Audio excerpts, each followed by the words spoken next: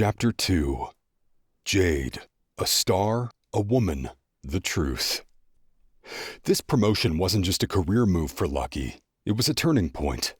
Being chosen as the lead agent in Jade Star's gala meant he would be working directly with her, a responsibility that came with its own set of expectations. He had to ensure everything ran flawlessly. He had to keep her engaged, cater to her every need, and, most importantly, make sure she was pleased with the event. But deep down, Lucki knew this was more than a job. It was a rare opportunity to step into the world of Hollywood royalty, a place where he had never truly belonged. Just be yourself, he reminded himself, and don't forget the rabbit's foot. Lucki took every measure to prepare. A new tailored suit, an updated hairstyle. He committed to researching Jade's preferences. Every detail had been meticulously recorded and planned. He even studied past interviews to familiarize himself with her mannerisms, what made her smile, what made her tick. He had to be ready for whatever the night would bring. Jade Starr wasn't just an actress. She was an icon. The kind of woman who didn't just enter a room.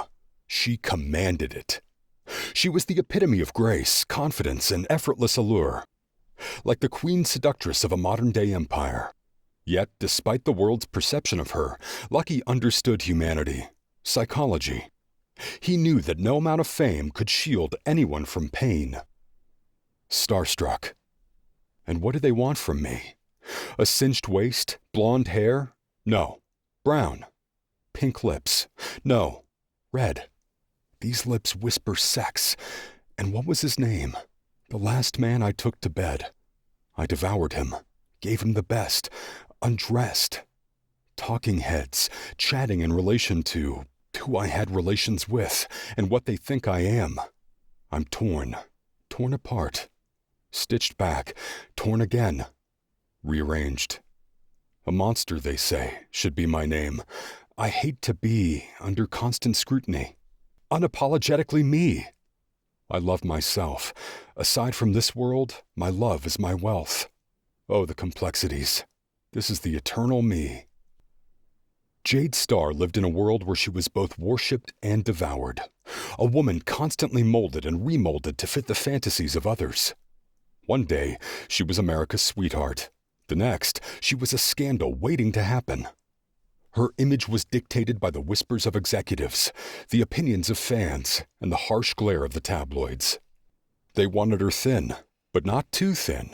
Sexy, but not too sexual. Confident, but not too bold. She was never enough, yet always too much. They built her up only to tear her down, stitched her into a goddess, and then called her a monster. And yet, despite the headlines, the scrutiny, the constant demand for reinvention, Jade refused to break. She would be unapologetically herself, even if the world only saw what they wanted to see. Because the only love that was truly hers, the only thing no one could strip away, was the love she had for herself. Her love was her wealth, and that wealth was eternal. Lucki had a gift. Not just for marketing, not just for business, but for seeing people beyond their surface. He didn't just listen to words. He listened to feelings, to the unspoken emotions hidden between the lines. While others saw Jade Starr the celebrity, the untouchable Hollywood goddess, Lucki saw Jade the woman, the one who had spent years being told who she should be, but never asked who she truly was. After researching her rise to fame, studying the timeline of her career, and watching the shifts in her public image, he began to understand her in a way no one else did. And when he finally looked into her eyes, those deep, guarded, exhausted eyes, he didn't see a woman who needed more adoration or praise. He saw a woman who needed to be understood, who needed someone to deliver not just another perfect event, but an experience that made her feel like she belonged in it. No expectations, no image to uphold, just a space where she could be free. Lucki didn't just want to impress Jade Starr. He wanted to give Jade the moment she had never been given before. One where she could simply exist and be enough, because she was enough. And tonight was unlike other extravagant nights. This gala held deep significance for Jade. It wasn't just another Hollywood event. It fell on an important anniversary, her late mother's birthday. Jade wasn't just celebrating her success tonight. She was honoring the woman who had sacrificed everything to give her this life. Growing up, her mother had always told her that she was destined for greatness, but she had never imagined achieving it alone. Flashback to Jade and her mother beginning a dream on her mother's birthday. In a small, cramped apartment in Southern California, the walls are bare, the furniture minimal. They had few possessions. A used couch, a table with mismatched chairs for full functionality, and a mattress on the floor they'd share for some time. The air smells of rice and beans cooking on the stove. It's been 1 month since the Stars escaped the cartel and crossed the Mexican border. They have nothing but each other. Jade, a young girl, sits at the table, playing with an old doll. Her mother, Camilla, kneels beside her, smoothing her daughter's curly hair as Jose, her father, smokes a cigarette by the window, looking out at the world they're trying to rebuild. A single candle burns in the center of the table, flickering against the dim light of the room. Camilla smiled, gently lifting Jade's chin. "Mija, do you know what today is?" Jade, shaking her head, confused. "Just another day, Mama." Camilla grinning, tapping her nose. "No, mi cielo. Today is special. It's my birthday." Jade, eyes widening. "Your birthday? But we don't have a cake or presents or—" Camilla says softly. "Shh, none of that matters. You know what the greatest gift in the world is?" Jade thinks, then hesitantly responds. "Love?" Camilla beaming, placing a hand over Jade's heart. "Yes, mi amor, but also you." Jade blinks, unsure of what to say. Camilla takes both of her hands and squeezes them gently. Camilla's voice is steady, but full of emotion. "We came here with nothing, but today I have everything. Because we're safe, because we are free, because my daughter, my beautiful Jade Star, is going to shine brighter than anyone in this world." Jade glances at her father, who exhales smoke, watching them quietly. He nods in agreement. Jose muttered in Spanish, "Somos libres. Es suficiente por ahora." We are free. That is enough for now. Camilla tucking a curl behind Jade's ear, she insisted. "Do you know why we left? Why we crossed that border? Why we risked everything?" Jade quietly and respectfully responds, "To be safe." Camilla, her smile began fading into something more serious. "See, but not just that. We did it so you could be more than they ever let us be. So you could be everything you dream of." Jade relayed, her voice barely above a whisper. "But I don't know what I want to be yet." Camilla grinning with a smirk. "That's okay, Mia, but I do. I see it. I see it in the way you dance in front of the mirror, in the way you sing to yourself when you think no one is listening. I see it in the fire inside you." Jade looks down, embarrassed but hopeful. Camilla gently lifts her chin, forcing her to meet her gaze. Camilla then says softly but commandingly, "Mija, you're going to be great. You hear me? You are going to be so great, the whole world will say your name. They will put it in lights. They will whisper it when they dream." Jade blinking and uncertain. "Really?" Camilla nodding yesward, her conviction unshakable. "And when that happens, when you are standing in front of thousands, when the cameras are flashing and people are screaming your name?" She leans closer, her voice lowering into something more definite. Camilla whispers, "You will remember this moment. You will remember who you are. You will remember that today, on my birthday, I gave you the greatest gift I could ever give." Jade frowns, her heart full, but still confused. "What gift?" Jade says innocently. Camilla began placing a hand over Jade's heart. "Belief. Believe in yourself. Because if you believe in yourself, Mija, you will never lose." Jade stares at her mother, memorizing her face, her words. She nods as if sealing the promise in her soul. But what if I fail? Jade replied. Camilla, tilting her head, smiling, she whispers, What if you don't? Jade lets out a shaky breath. Her mother takes her hands, pressing them against her own heart. Camilla is soft, but unwavering.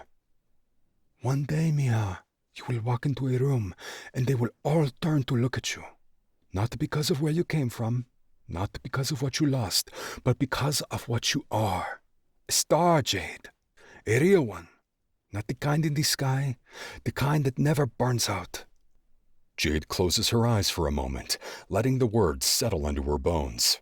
She doesn't know how she'll do it yet, but in that moment, she decides she will. She will be great. She will be more than the world ever expected of her. She will make sure that everything her parents suffered for, everything they sacrificed, was worth it. She will be a star. Rumors swirled that her latest film was a contender for an Oscar. An Emmy and 2 Grammys were already under her belt. If she won, she would be one of the highest-paid actresses in Hollywood. She was already a brand, a global sensation, a woman whose name meant something. Yet beneath all the recognition and prestige, there was something missing. A star, or just a burning ball of fire? She often wondered. Jade had everything she had ever wanted, yet she still felt empty. No amount of fame could erase the loneliness that crept in when the camera stopped rolling. She thought back to her childhood. She had been raised in a modest home, far removed from the glitz and glam of Hollywood. Her mother had worked tirelessly to provide for her, instilling in her a sense of resilience. She had taught Jade that talent was only part of the equation. Perseverance was what made people legendary. But perseverance came at a price. It meant suppressing emotions, pushing forward even when every bone in her body wanted to break. And with that pressure came expectations. Expectations to be perfect, to smile even when she wanted to cry, to maintain the illusion that she had everything under control. But she didn't. Not always. Jade had learned to play her role flawlessly. To the world, she was poised, unshakable, untouchable. But when the cameras weren't watching, she unraveled in ways no one could see. Lucki, however, had noticed. There was something about the way she carried herself that told him she wasn't as invincible as she seemed. She reminded him of someone who had built walls so high she had forgotten what it felt like to let anyone in. Tonight, however, wasn't about her struggles. Tonight she would perform the role she had mastered. She would be Jade Starr, the brightest light in the room. And in that room, unbeknownst to her, was a man whose lucky charm might just be the thing that saved her. Lucky to get this promotion meant for Lucki he would be responsible for catering to Jade directly. He did just that. It became the responsibility that was easily misconstrued as a pleasure. Yes, he had to talk to her. Yes, it was best if he kept her interested. And yes, she could dismiss him in an instant because she was, after all, Jade Starr, the voice in his head teased. Knowing the life-changing opportunity at hand, Lucki was determined to make a lasting impression. Lucki knew that if he wanted to make an impact, he had to show up the best version of himself. Not just professionally, but physically. It was time to boss up, man up. Lucki committed to refining his image, a transformation and a polishing. Lucki knew that it was time to upgrade and level up. As he became his best self, he stepped into his prime. He started with his vision. No more hiding behind thick glasses. He scheduled an appointment with an optometrist, and after years of dependency, switched to contacts. The moment he saw his reflection without frames for the first time, something shifted. He actually had great eyes, sharp, intense, and expressive. Next came his grooming. He ditched the basic drugstore clippers and got a real haircut, one that framed his face, accentuated his strong features, and carried an air of confidence. He learned the art of proper shaving, skincare, and grooming, investing in products that made his skin glow rather than dry out. Then he hit the gym, not just to build muscle, but to fine-tune his presence. He committed to early morning runs, strength training, and boxing drills, refining his body until his posture carried an effortless kind of authority. The final touch? Style. He didn't just buy a suit, he invested in one. A tailored, sleek ensemble that fit him perfectly, making him feel sharp, powerful, and polished. The kind of look that made people take notice without him having to say a word. As the gala drew closer, he found himself reminiscing about his father's effortless charm. The way Paul Cunningberg could command a room without arrogance. The way he made people feel seen. Just be a gentleman. Be yourself, and don't forget the rabbit's foot. Lucki urged himself to evolve. He had executed every detail leading up to Jade's gala flawlessly, but his real challenge was just beginning. His mind was consumed with anticipation, not just for the event itself, but for the moment he would meet, interact with, introduce, and possibly even impress Jade Starr. He understood that this night was not about him. It was about her. The actress, the icon, the woman the world adored. And for the first time in his life, Lucki felt like he belonged in the same room as those in the inner circle. Jade Starr was more than just a celebrity. She was a force. Talented beyond measure, she was graceful in every movement, yet burdened with a grief she never quite knew how to carry. To the world, she was a goddess, a vision of talent, grace, and undeniable presence. She danced, she sang, she acted, and the world watched in awe, as if she were untouchable. But behind closed doors, Jade Starr was just a girl, clinging to what little remained of the life she lost. She held on to her mother's old silk scarf, the fabric worn but comforting in her grip. Some nights she wrapped it around her shoulders, breathing in the faint trace of perfume that still lingered. Other nights she kept it pressed against her cheek as she drifted off to sleep, whispering silent thoughts to the parents who could no longer answer. She was a performer in every sense of the word, captivating audiences with effortless ease. But when the curtains fell, she felt anything but divine. The world may have seen a star, but in the quiet, in the loneliness, Jade felt like a child again, desperate for something real to hold on to.